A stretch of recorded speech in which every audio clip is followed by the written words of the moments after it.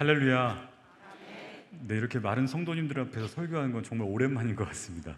네, 서울에서는 여전히 더 이렇게 단계가 높아서 아직도 모이기가 쉽지 않은데, 그래도 청주 상담교회 오니까 정말 예배 드리는 것 같고요. 특별히 찬양팀의 그 찬양을 들으면서 제가 너무 막 은혜가 커가지고 제가 도리어 오늘 예배를 통해서 은혜를 많이 받고 가는 것 같습니다. 잠깐 기도하고 말씀 나누겠습니다. 하나님 감사합니다. 주의 은혜가 이곳에 있음을 인하여 감사하고, 정말 임마누엘의 역사가 우리 청주 상담교회를 통해서 이 충청권에, 대한민국에, 아시아에 하나님 흘러가게 하여 주옵소서. 오늘 정말 부족한 종의 부족함은 좀 가려주시고, 오직 하나님의 역사만, 하나님의 영광만 드러나게 하여 주옵소서. 감사드리며 예수님의 이름으로 기도하였습니다. 아멘. 네, 저는 온누리교회에서 원래 청년부 사역을 하다가 2003년에 제가 가고 싶어서 갔던 건 아니고요. 저희 선교 담당하셨던 고 김사무엘 목사님이 이라크로 가시게 되면서 그분을 돕기 위해서 전도사로서 또 선교사로 따라가게 됐습니다. 바그다드에 가니까 교회가 있더라고요. 저는 중동에 대해서 하나도 몰랐습니다.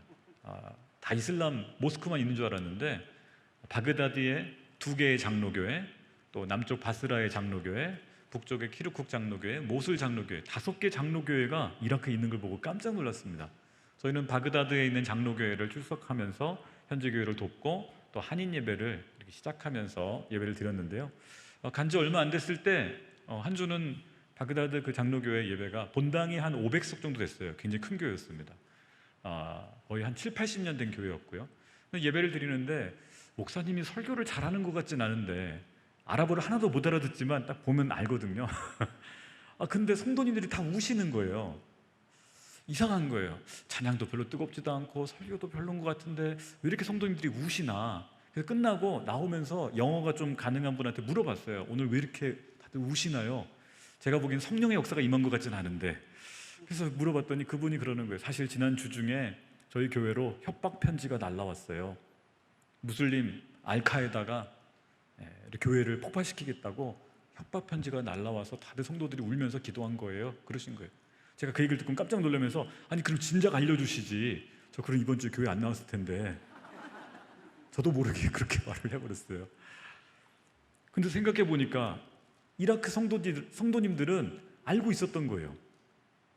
주일 예배 자살 폭탄 테러 차량이 들어올 수도 있는 그런 상황인데, 알면서도 주일에 교회에 나와서 눈물로 기도하며, 하나님 우리 교회 지켜주세요, 하나님 우리 신앙을 지킬 수 있도록 우리를 보호해 주세요. 성도들이 나와서 눈물로 기도했던 거예요. 그리고 심지어는 자기 차들을, 교회 담벼락을 타라서 차를 쫙 방벽을 만들어 가지고 만약에라도 폭탄 차량이 오면 자기 차들이 막아주도록. 사실 저희도 온누리교회 대형교회다 보니까 교회에서 가끔 기스 자동차 이렇게 문콕 사건 벌어질 때 있습니다. 우리 난리 납니다 진짜. 근데 이라크 성도님들은 자기 차를 희생해서 교회를 지키겠다는 심정으로 2중 3중으로 차를 방벽을 만들어서 교회를 지키고 주일 예배를 드리는 모습 보면서 제가 회개했습니다. 난 선교사로, 그래도 신학을 공부하고 교육자로 이렇게 이 끝까지 왔는데, 나는 내 안에서 본성이 그러면 나는 주일 안 나왔을 텐데 라고 말하는 저의 모습, 너무 부끄러웠습니다.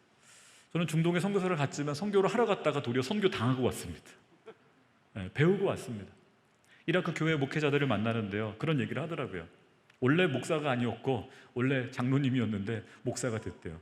원래 집사님이었는데 목사가 됐대요. 아니 어쩌다가 이상하네요. 어떤 은혜가 있어서 얘기를 해주시는 거예요. 이라크에서 목회자로 산다라는 건 목숨을 거는 겁니다 그러더라고요. 무슨 사연이 있습니까? 목회자로 사역하다 보면 몇 년 있다 보면 행방불명이 된대요. 납치된대요. 며칠 후에 시궁창에 목사님의 시신이 발견된대요. 그러면 교회는 어떻게 해야 될까요? 누군가 설교는 하고 누군가는 예배를 인도해야 되잖아요.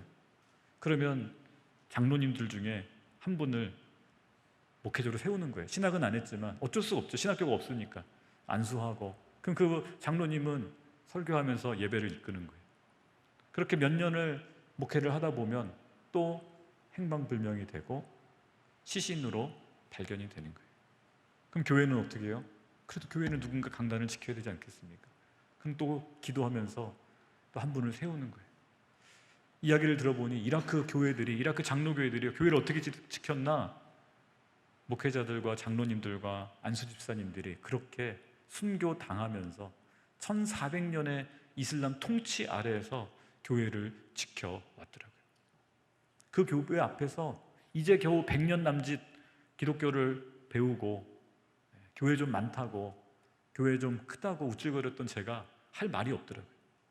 이라크의 교회는 5개밖에 없지만 순교자는 대를 이어서 순교하며 교회를 지켜왔기에 지금까지도 이라크에 교회가 있고 크리스찬들이 있음을 보면서 하나님의 일하심이, 하나님의 역사하심이 어디에 일어나는가, 참 많은 반성을 했습니다.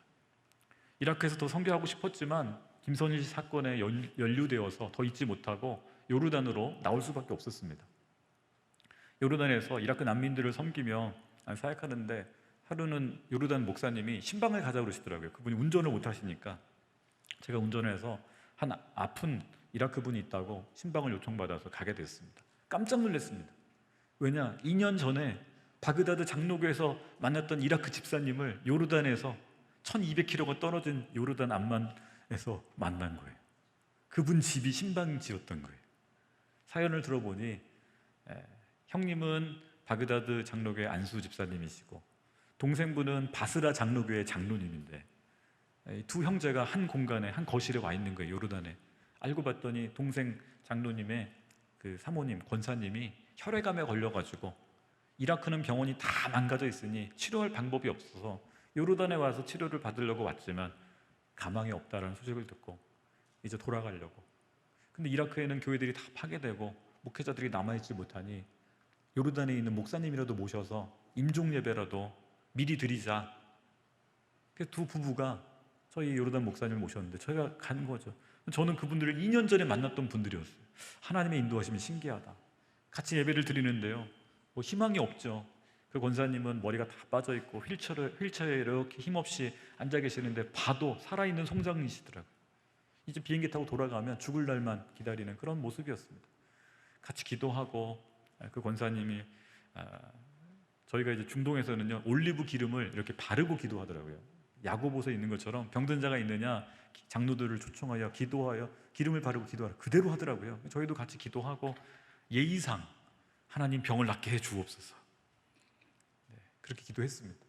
그리고 그분들은 비행기 타고 가시고 그 바그다드 장로교 출신의 집사님 부부는 요르단에 남아 있었어요. 한 열흘 후쯤에 그 바그다드 출신의 집사님이 저에 전화를 주셨어요. 우리 집에 좀 오시라고. 깜짝 놀라서 그 동생 장로님 권사님이 돌아가셨나? 갔는데 기적이 일어났다고. 무슨 일이세요? 바스라로 돌아간 그 동생 장로님 그 권사님이 살아나셨다라는 거예요. 할렐루야. 제일 믿지 못한 사람이 저하고 요르단 목사였습니다. 아니 어떻게 살아나요? 그러니까 그 바그다드 집사님이 그러는 거예요. 아니 목사님이 기도해 주셨잖아요. 이상하다. 혈액암은 날 수가 없는데. 부끄러웠습니다. 근데 너무 감사했습니다. 믿음 없는 선교사의 기도도, 믿음 없는 현지 목사의 기도도 하나님이 사용하시는 걸 저희가 경험한 거예요. 그분들은 간절히 믿음으로 기도를 받았던 것이죠.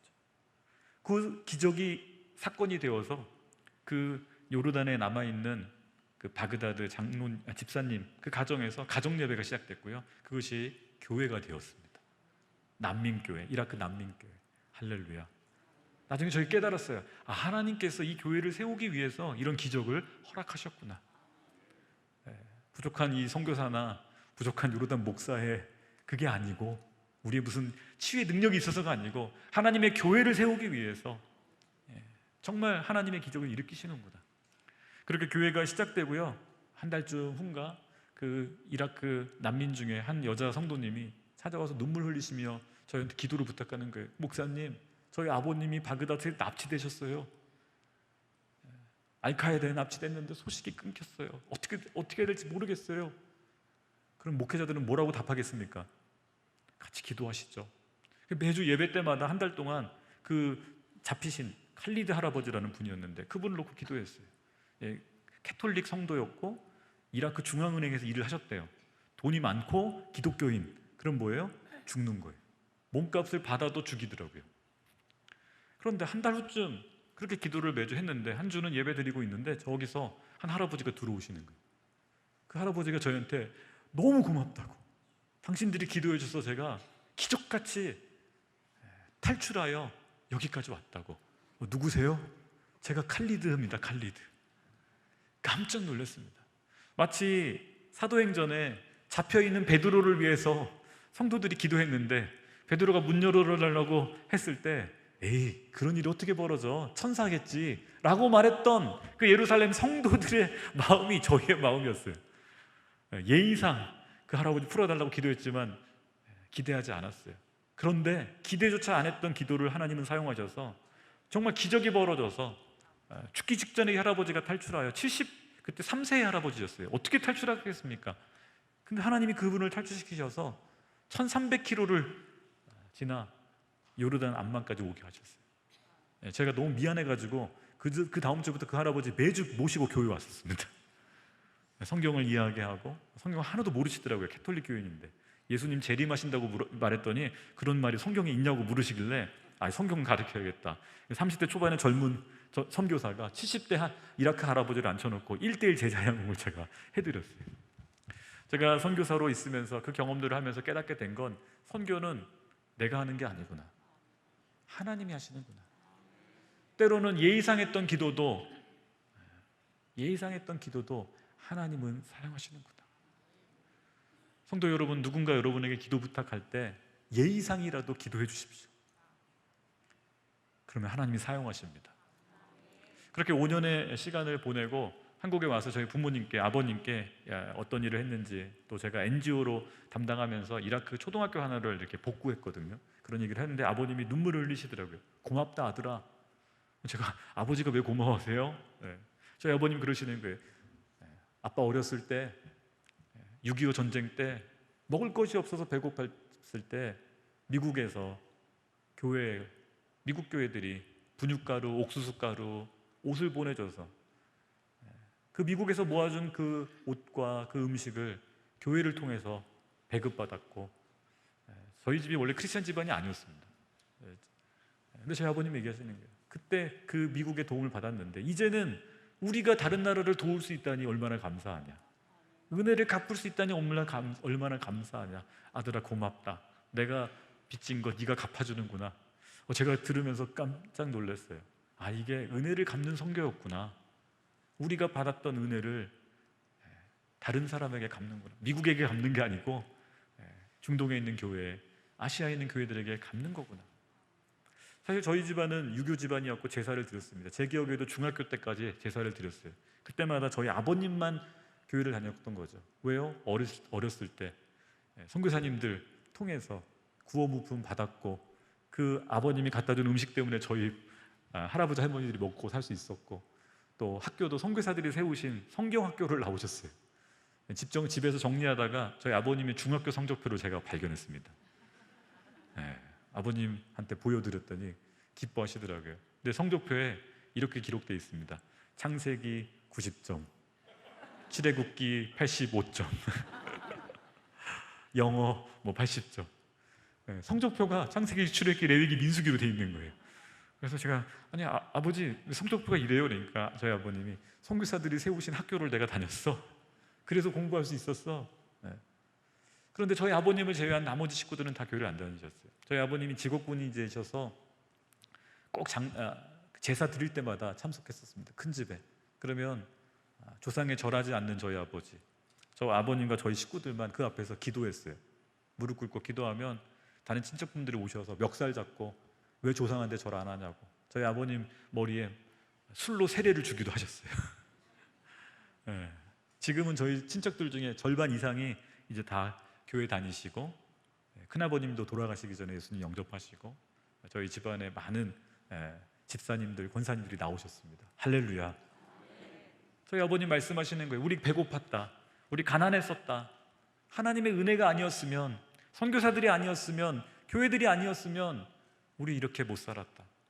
이제 우리가 갚아줘야 될 때가 됐다. 아시아 국가들, 아프리카 국가들, 중동에 있는 이슬람의 믿음을 지키며 순교당하 있는 교회들에게 우리가 도와줘야 된다. 하나님이 우리를 그렇게 부르셨다. 하나님은 약한 자를 들어 강한 자를 부끄럽게 하시고, 가난한 자를 들어 부유한 자를 부끄럽게 하시고, 어리석고 우둔한 자를 들어서 스스로 지혜롭다고 말하는 교만한 자들을 부끄럽게 만드시는 하나님이십니다. 감사하게도 하나님 우리 대한민국을 세계에서 8번째로 부유한 나라로, 군사력을 보니까 우리나라가 세계 6위더라고요. 혁신지수는 우리나라가 세계 1등이더라고요. 불과 70년 전에 저희 아버님 어린 시절 가장 가난했던 나라, 캄보디아나 방글라데시보다 가난했던 대한민국. 그러나 이제 하나님은 바꿔놓으셨습니다. 이것이 하나님의 은혜가 아니고 무엇이겠습니까? 우리가 똑똑해서 대한민국이 이렇게 부유해졌나요? 너무 좀 부끄럽지만 젊은 사람들은 원래 우리 한국이 잘 살았던 걸로 생각을 해요. 아니지 않습니까? 하루 한 끼도 먹기 어려웠던, 학교 다니기도 어려웠던, 그렇습니다. 저는 저희 아버님과의 선교사로 갔다 와서 대화 가운데 많은 배움을 얻었어요. 아, 이게 우리가 해야 되는 일이구나. 하나님께서 우리에게 복 주신 이유, 하나님이 보호하사 우리나라 만세, 애국가를 부르면서 하나님이 보호하셨기에, 하나님이 은혜를 주셨기에 지금 우리가 있는 거구나. 이제는 그 은혜를 흘려보내야 되고 갚아야 되는구나. 여러분, 선교는 은혜를 갚는 것입니다. 우리 한국 성도들 입장에서는 은혜를 흘려보내는 것이에요. 저는 교회 명령에 의해서 한국으로 귀국하게 되었고, 2014년에 안산에 내려가서 이제 이주민 선교를 해라, 외국인 근로자들을 좀 선교하라는 명령을 받고 이제 그 일을 하게 되었습니다. 하루는 저희 베트남 자매가 수술을 해야 되는데 돈이 없어서 저희가 이제 수술 경비를 좀 모아가지고 자매의 수술을 돕게 됐어요. 자매가 수술을 잘 마치고 회복하는데 궁금한 거예요. 어떤 인생을 살아왔는지 물어봤더니 정말 가난한 동네에서, 동네라고 말하기도 어렵죠. 시골 아주 깡촌에서 자랐는데 우연히 이제 한국 드라마를 봤대요. 이 베트남 며느리들이 한국에 올 때는요 다 드라마 보고 오세요. 환상을 가진 거예요. 드라마에 나오는 그런 한국 남자들, 항상 드라마와 현실은 차이가 있는데, 그죠? 권사님들, 집사님들 아시죠? 근데 그 환상 갖고 결혼업체에 신청을 해서 한국 남자를 만나서 결혼하고 한국에 온 거예요. 1년간 알콩달콩 신혼살림을 살 걸 꿈꿨는데 남편이 불과 몇 달 만에 시름시름 앓더니 계속 아픈 거예요. 1년간 병수발을 했는데 결국 남편이 회복하지 못하고 돌아가시게 됐어요. 그 병원비, 그걸 갚기 위해서 또 1년간 이 자매는 공장을 다니며 빚으로 쌓여있는 병원을 갚기 위해서 정말 고생을 했어요. 이거 내 운명인가 보다. 2년간 그렇게 힘든 시간을 보냈는데 진실을 알게 됐어요. 원래 그 남편이 불치병 환자였다라는 거였어요. 이 남자의 소원이, 젊은 친구였는데 결혼 한번 해보는 거였어요. 죽기 전에.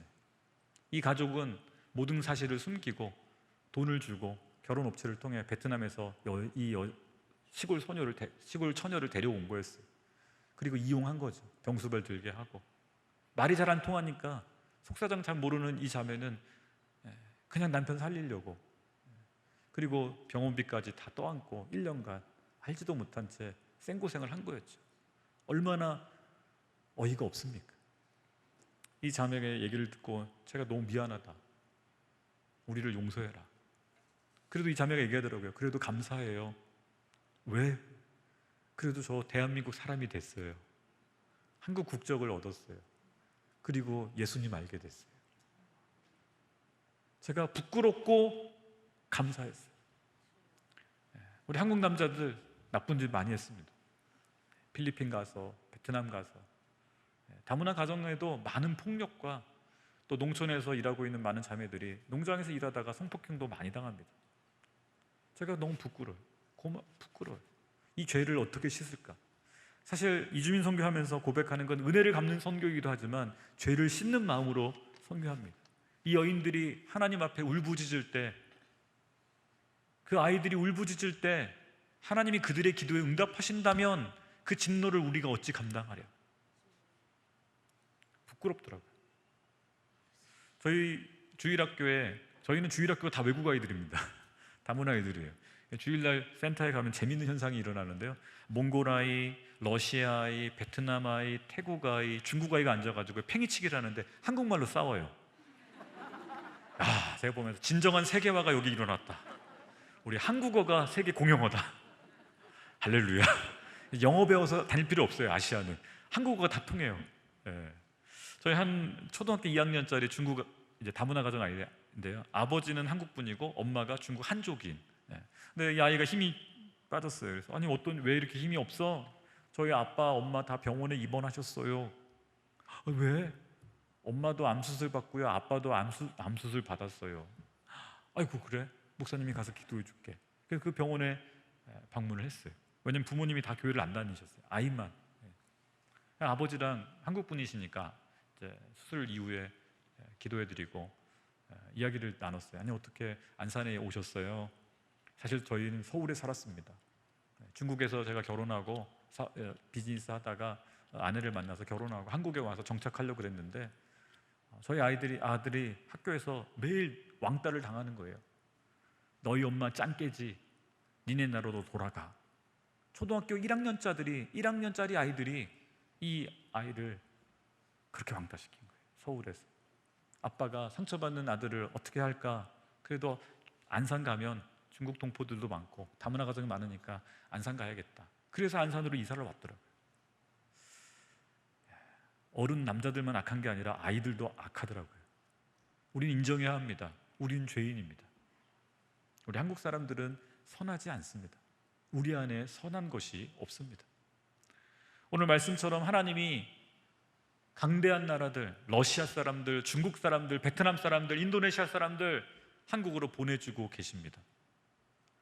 그들이 하나님의 은혜를 구해서 온 건 아니에요. 돈 벌러 왔고 공부하러 왔고 좀 더 잘 살아보려고 꿈을 갖고 왔어요. 근데 우리는 그들을 이용하고 그들을 학대하고 무시해요. 우리가 조금 더 잘 산다고 교만한 것이죠. 그런데 감사한 게 뭔지 아세요? 그 와중에 그분들이 고맙다라고 고백하는 얘기들을 보면 믿음의 사람들이 있었어요. 몇 년 전에 제주도에 예멘 난민들이 한 500여 명 왔었습니다. 그 소식을 듣고 저희는 안산에서 팀을 만들어서 5번에 걸쳐서 제주도를 방문했고 그 난민들에게 복음을 전하려고 한 200명 정도 만났어요. 그 당시에 교회 안에서는 난민들 물러가라 라는 분도 있었고 난민들 도와야 된다라는 목소리도 있었습니다. 근데 저희들이 그 200여 명의 예멘 난민들을 만나면서 한 가지 발견한 거는 그 난민들이요 크리스찬들한테 고마워하더라고요. 왜 그런가 봤더니 자기네들을 도와준 거는 교회밖에 없었대요. 제주도 지역 교회들이, 제주도 교회의 성도님들이 그래도 난민 왔다고 도와야 된다고 먹을 것, 옷, 머물 수 있는 쉘터 마련해서 도와준 거예요. 이분들이 무슬림들이지만 그래도 기독교인들이 우리 도와줘서 고맙다고. 스님들이 찾아간 게 아니에요. 무속인들이 찾아간 게 아니었더라고요. 제주도 교회들이 난민들을 도왔더라고요. 오늘 한국에 오는 많은 이주민들이나 외국인 근로자들, 유학생들을 돕는 사람들은 누군지 아십니까? 한국 교회입니다. 공무원들이 돕는 게 아니에요. 우리 지역 교회들이, 작은 교회들은 큰 교회든 그래도 우리 동네 왔다고 한국어도 가르쳐주고 도와주는 거예요. 아플 때 가서 기도해주고. 여러분, 그들이 복음을 받고 돌아가면 그 나라를 변화시키더라고요. 그런데 한국 사람들이 당한 한을 가지고 돌아가면 복수하더라고요. 여러분, 아무리 선교사를 우리가 많이 보내도요, 그 동네, 캄보디아에 간 선교사가 간 동네에 한국에서 그렇게 사기당하고 성폭행당하고 무시당했던 그 현지인이 이야기하는 거예요. 한국 사람 나빠요. 한국 사람 거짓말쟁이에요. 그 마을에서 선교사가 복음을 전할 수 있을까요? 절대 못합니다. 선교를 막는 가장 빠른 지름길은 한국에 와 있는 외국인들을 학대하는 겁니다. 그럼 선교만 막힐까요? 무역도 막힙니다. 대한민국은 고립됩니다. 우리는 중국처럼 인구가 많은 것도 아니고요, 일본처럼 경제력이 센 것도 아니에요. 아시아에서 이름만 대한민국이지 우린 인구도 작고 땅도 작아요. 그러나 하나님이 대한민국을, 이 작은 나라를 이렇게 부유하게 만드시고 교육받게 하시고 복음을 받게 하시고 전국에 6만 교회 교회를 만들어 놓으신 이유는 뭘까요? 우리끼리 잘 살고 잘 먹고 너희들끼리 잘 살라고 하나님이 이렇게 해놓으셨을까요? 하나님은 목적이 있으십니다. 그건 뭘까요? 아시아 국가들을, 아시아, 유라시아, 아프리카 사람들을 먹여 살리라고 우리에게 이 축복을 주신 것입니다. 하나님은 지금 전 세계에서 16만 명의, 아니 17만 명의 유학생들을 한국으로 보내놓으셨습니다. 각국에서 그래도 공부한다는 아이들, 조금 도전하고자 하는 아이들이 한국의 대학에 와서 공부하고 있어요. 27만 명의 다문화 아이들이 우리 땅에서 자라고 있습니다. 적은 숫자가 아닙니다, 여러분. 그 아이들을 하나님의 사람으로 변화시킬 수 있다면, 아니 그 아이들을 우리 아이들과 함께 공부하고 함께 지내면 친구가 될 수 있다면, 우리는 아시아 국가들을 품고 아시아 국가들을 먹여 살리며 아시아를 섬기는 대한민국이 될 수 있습니다. 그러나 무시하고 차별하고 외면하고 배척한다면 우리는 북한처럼 될 수도 있어요, 여러분. 제가 고마운 거는 지난번에 몽골 울란바토르를 이제 몇 년 전에 갔었는데요. 이마트가 생겼더라고요. 더 이상 몽골 갈 때는 이제 신라면 안 싸들고 가게도 되더라고요. 이미 다 가 있어요, 거기. 이마트에서 다 준비를 해놨어요. 그냥 사면 되더라고요. 근데 몽골 친구들이 엄청나게 사는 거예요, 이마트. 그러더라고요. 일본에서 일하다 온 친구들은 일본 거 쓰는데 한국에서 일하다가 몽골 친구들은 다 한국 거 먹는데요. 우리가 만든 거, 이곳에 일하다가 유학생으로 왔다 갔던 친구들이 다 써주고 있는 거예요. 여러분, 하나님이 우리 한국에 특별한 목적을 갖고 계세요. 마지막 시대에 아시아와 아프리카 가장 가난한 나라들, 그 나라들이 누굴 바라봅니까? 대한민국을 바라보는 거예요. 우리처럼 가난했던 나라인데 어떻게 저렇게 부자가 됐을까? 우리처럼 작은 나라였는데 어떻게 저렇게 강한 나라가 돼가고 있나? 그들은 미국을 보면서 영국을 보면서 배우려는 아예 생각도 못합니다. 그러나 한국을 보면서는 소망을 갖기 시작하는 거예요. 우리도 한국처럼, 미얀마 지금 민주화 싸움하고 있잖아요. 미얀마 친구들이 얘기해요. 우리도 한국처럼. 그때 저희는 알려주죠. 비밀이 있어. 복음을 받지 않고서는, 하나님의 은혜를 받지 않고서는 이런 기적을 체험할 수 없단다. 그들이 눈이 바짝바짝이면서 복음을 들어요. 할렐루야. 우리는 살아있는 증인들이에요. 한국교회는 살아있는 증인이에요. 옛날 화석화된 영국이나 저기 어디 유럽의 국가들이 아니에요. 우리는 살아있는 믿음의 사람들이고 살아있는 간증을 이야기해 줄 수 있어요. 누구에게요? 아시아의 국가들에게. 그럼 그 국가에서 나름 잘 살아보겠다고 외국인 근로자로 와서 일하고 있어요. 돌아가면은요, 비즈니스맨 됩니다. 공부하겠다고 와 있어요. 돌아가면 자기 나라의 교수가 됩니다. 우리 다문화 아이들은요, 이중 언어를 해요. 이 아이들은 어떻게 돼요? 나중에 한국과 그 나라를 이어주는 무역가가 될 거고요, 기업가가 될 거고요. 저는 저희 아이들한테 이런 얘기를 해요. 너희들 가운데 오바마 대통령이 나왔으면 좋겠다. 다들 깜짝 놀라요. 왜요? 오바마 미국이요?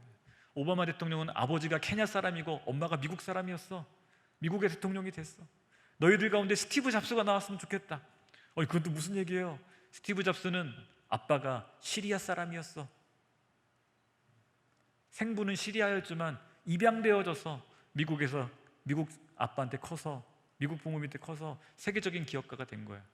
난 너희들 가운데 하나님의 사람들이 나왔으면 좋겠어. 너희들 가운데 다니엘이나 요셉이나 모세 같은 인물들이 너희 가운데 나왔어. 너희 민족을 하나님께로 인도하는 역사가 일어났으면 좋겠어. 저희 애들이 비전을 품기 시작해요. 꿈을 품기 시작해요. 다문화 애들 가운데 지금 한 7명 정도가 대학을 갔어요. 할렐루야. 그전에는 꿈도 못 꿨던 친구들이에요. 왜냐하면 부모님 중에 대학을 가본 애들이 없어요. 근데 믿음을 가지니까 애들이 바뀌더라고요. 꿈을 꾸기 시작하더라고요. 동생들을 가르쳐주기 시작하더라고요.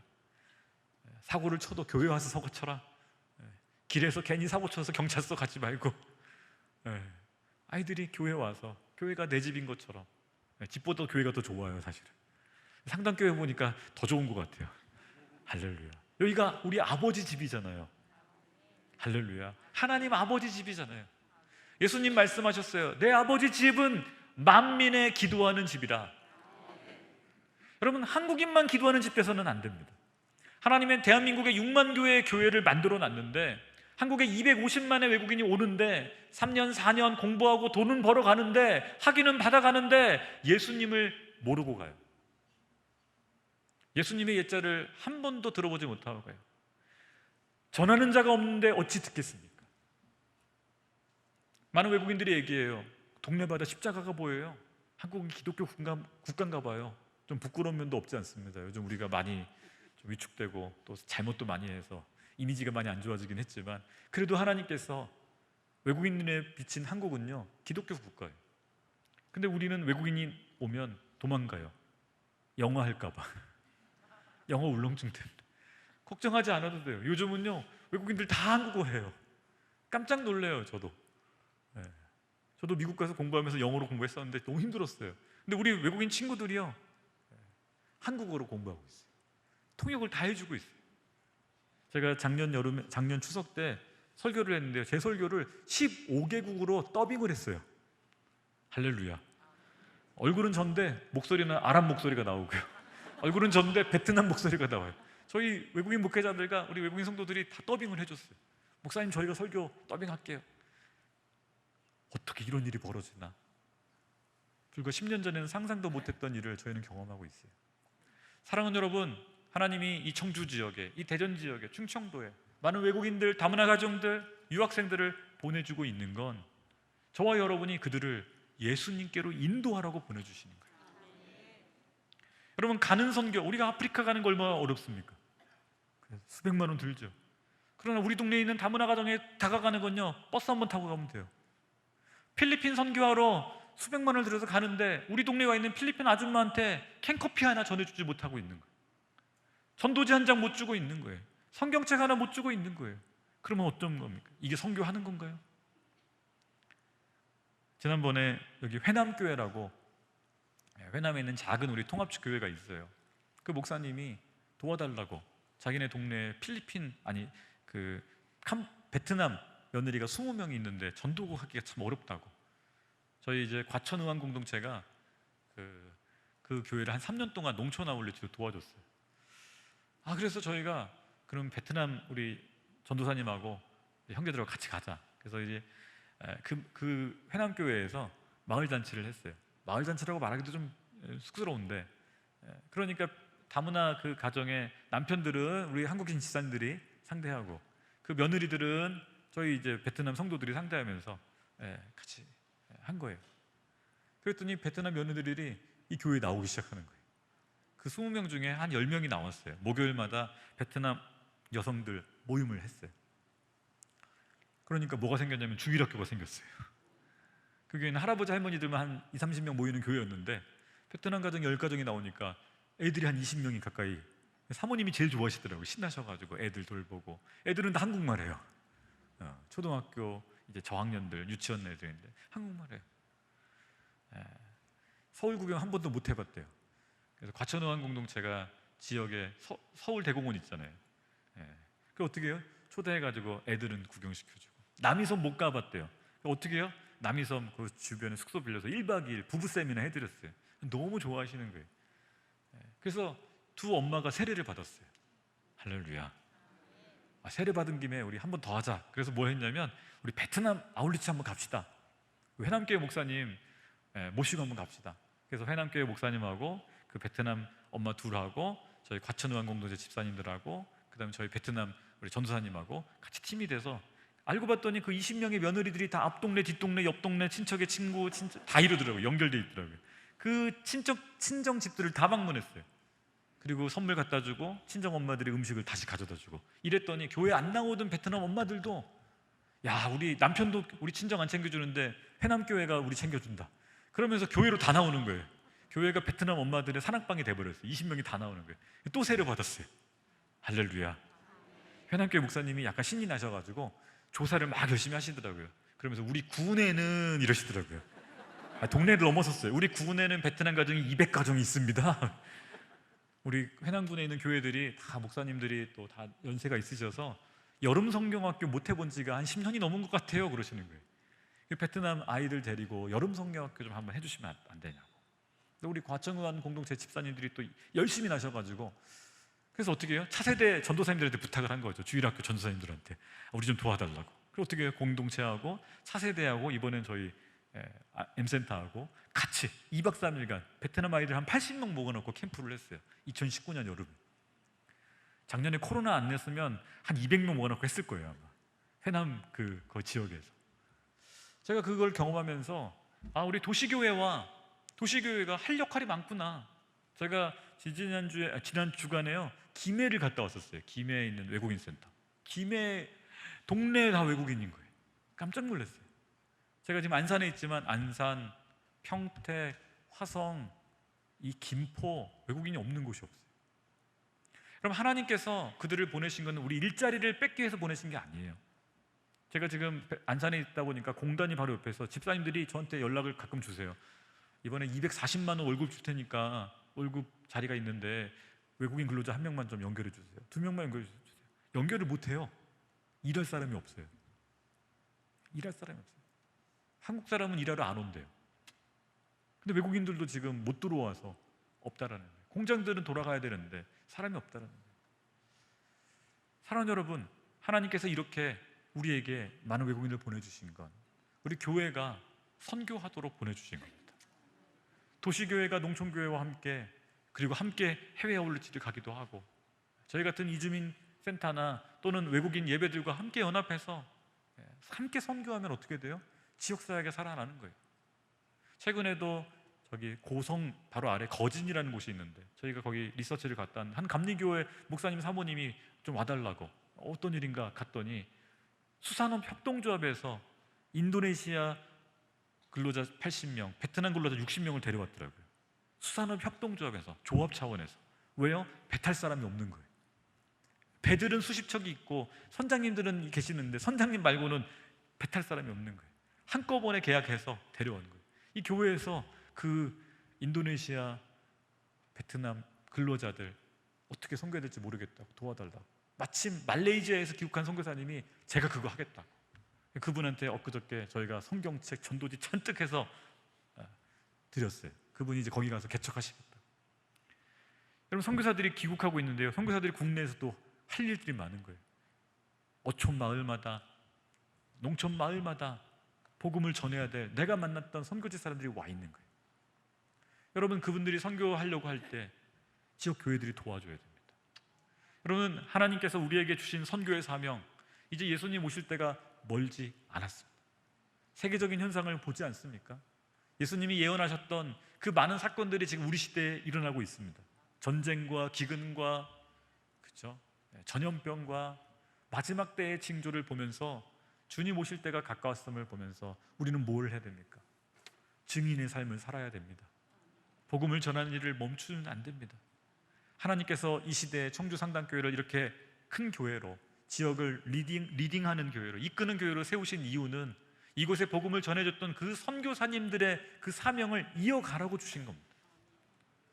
이 마지막 시대 때 예수님 오실 때 잘했다 충성된 종아, 잘했다 우리 청주상당교회, 여러분 칭찬받는 저와 여러분 되시기를 축복합니다. 하나님 감사합니다. 오늘 맥주 감사절 주일을 맞이해서 우리의 과거를 돌아볼 때 감사할 조건이 너무나도 많음을 고백합니다. 배고프고 가난했고 약했고 정말 전쟁의 난민이었던 이 대한민국이, 외국인 근로자로 일했던 우리 대한민국이 이제는 아시아 국가들을 먹여 살리는 국가로 세워주심을 감사합니다. 이 축복을 우리 안에만 머물지 않게 하시고 이 아시아 국가들에게 흘려보내며 그들 가운데 교회들을 세우고 하나님의 사람들을 이렇게 세우는 귀한 교회로, 우리 대한민국 교회를, 우리 청주상당교회를, 이곳에 있는 귀한 성도님들을 사용하여 주옵소서. 그래서 주님 홀로 영광 받으시고 마지막 때 예수님 오셨을 때 열방의 제자들과 함께 손을 잡고 마라나타 주 예수여 어서 오시옵소서라고 고백하며 주님으로부터 착하고 충성된 종아 내가 잘하였도다 칭찬받는 우리 청주상당교회 되게 하여 주옵소서. 그렇게 역사하시고 영광 받으실 예수 그리스도의 이름으로 기도하였습니다.